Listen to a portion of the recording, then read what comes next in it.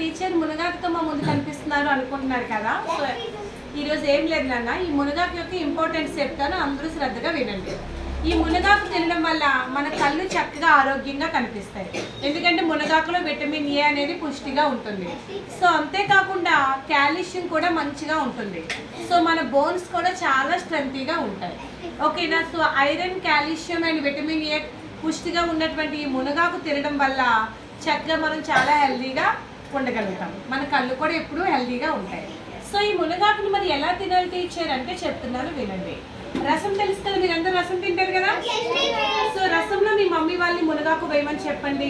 లేదు సాంబార్లో వేసుకోవచ్చు, చక్కని పప్పులో కూడా మనం వేసుకొని తినొచ్చు. మునగాకుని ఫ్రై కూడా చేసుకోవచ్చు.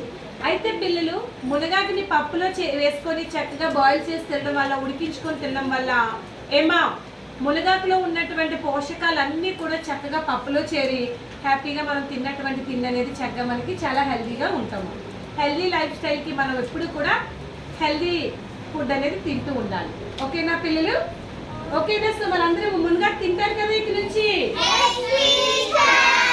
Very good, thank you so much. రేపు మళ్ళీ ఇంకొక మంచి ఫుడ్తో మీ ముందుకు వస్తాను.